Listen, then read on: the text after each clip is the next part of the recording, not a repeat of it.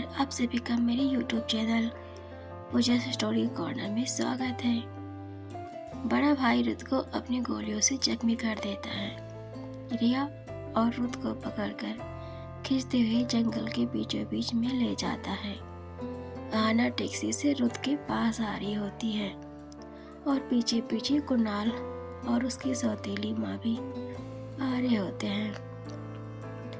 कहानी में आगे बढ़ने से पहले एक जरूरी सूचना, अगर आपको मेरी नॉवेल अच्छी लग रही हो, पसंद आ रही हो, अगर आप पहली बार मेरी वीडियो पर आए हैं तो मेरे इस चैनल पूजा स्टोरी कॉर्नर को जरूर सब्सक्राइब करें, मुझे सपोर्ट करें, लाइक कमेंट शेयर भी करें। इससे मुझे मोटिवेशन मिलती है और भी कहानी और नॉवेल्स लिखने के लिए। अगर आज ये नॉवेल आप देख रहे हो तो आपको हो सकता है समझ में ना आए। नॉवेल को अच्छी तरह से समझने के लिए, इस नॉवेल को अच्छी तरह से जानने के लिए आपको मेरे इस नॉवेल्स के पिछले सभी पार्ट को ज़रूर देखने की आवश्यकता है ताकि नॉवेल्स अच्छी तरह समझ सकें। सो बढ़ते हैं बिना देरी के अपनी नॉवेल्स वन आई फर्स्ट मीट तो नॉवेल्स में आगे सुनते हैं। रुत को बड़ा भाई एक पेड़ से बात देता है और उसे बहुत ज़्यादा मारता है और बोलता है, तूने मुन्ना को क्यों मारा? वो मेरा छोटा भाई था, मेरी जान से भी प्यारा था, वो मेरा छोटा भाई। रुत दर्द और खून भरे होठों से बोलता है, उसने गलती की इसलिए वो मरा, वही गलती तो भी कर रहा है, तेरा अंत अब निकट है। उधर टोनी काका बड़े भाई के घर में जा पहुंचता है और मामला सेटल करने की कोशिश करता है, पर वो वहाँ नहीं होता है। टोनी काका बहुत ज़्यादा डर जाते हैं। उन्हें शक होने लगता है कि बड़ा भाई रुत के पास तो नहीं गया। टोनी जब वापस आ रहा होता है तो उसकी नज़र दीवार पर जाती है। वहाँ पर ढेर सारी तस्वीरें लगी होती हैं। टोनी काका बड़े भाई के गुंडे से पूछते हैं, ये तस्वीर किसकी है? तो वो गुंडा बोलता है, बड़े भाई के बच्चे की। 22 साल पहले जब बड़े भाई की अपनी वाइफ से रोज झगड़े होने लगे, उनकी वाइफ चाहती थी कि बड़े भाई ये खून खराबा छोड़कर एक इज्जत की जिंदगी जिए, पर बड़े भाई नहीं मानते थे। वो अपना नाम नहीं छोड़ना चाहते थे। एक दिन झगड़ा इतना बढ़ गया कि बड़े भाई ने उन्हें कहा अपने वाइफ से, अगर उन्हें बड़ा भाई का काम सही नहीं लगता है तो बड़ा भाई को छोड़ के जा सकती हैं। वो सोचे कि बड़े भाई उनके लिए मर चुके हैं और वो विधवा हो गई हैं, तो उनकी वाइफ गुस्से से छोटे पापा को लेकर घर से रात में निकल गई।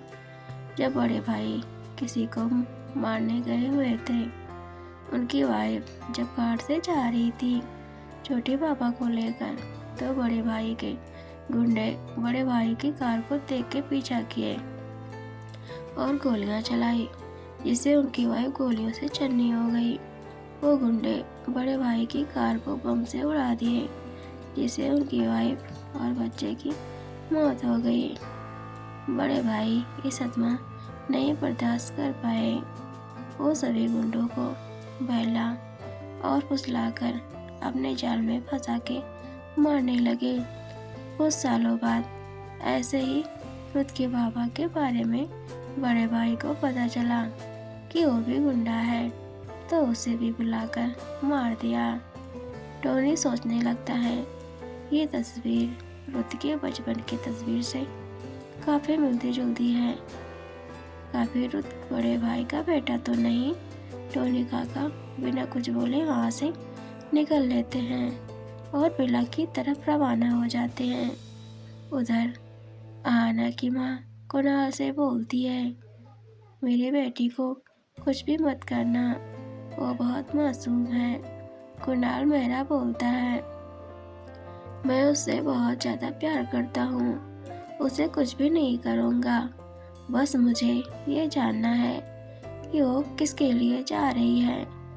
एक भी बार मेरे बारे में नहीं पूछा, बस वो निकल ली।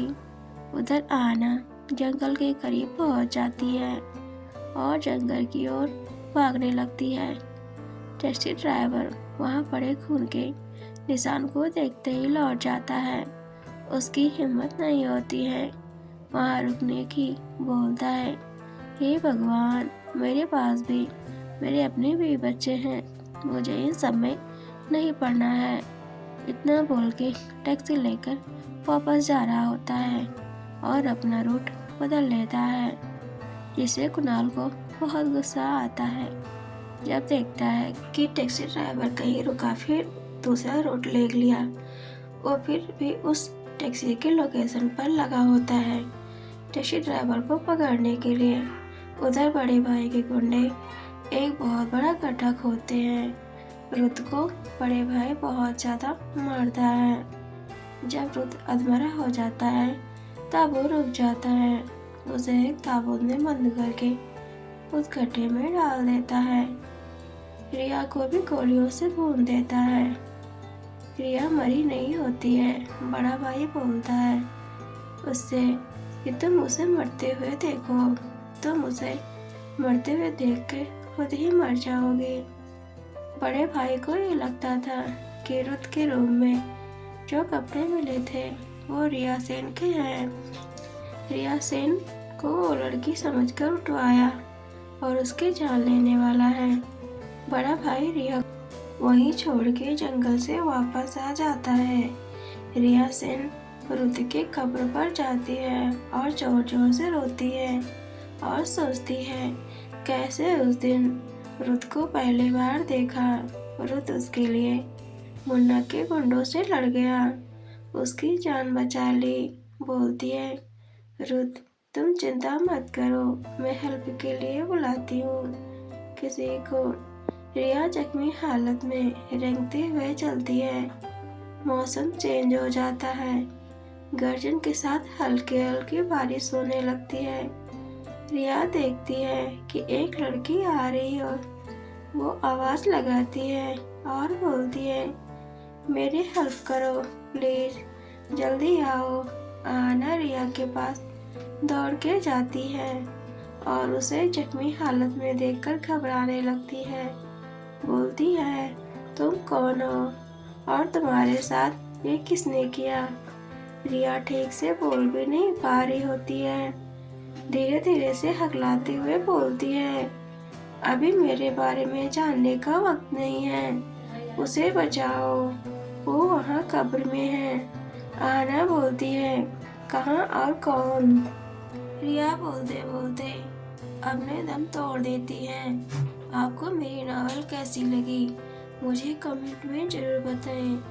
आगे नॉवेल में हम देखेंगे कि आहाना रुत को बचा पाएगी। क्या कुणाल आहाना तक पहुंच पाएगा। क्या कुणाल आहाना की सौतेली में कुमार के साथ कुछ ऐसा करने वाला है जिससे आहाना टूट जाएगी।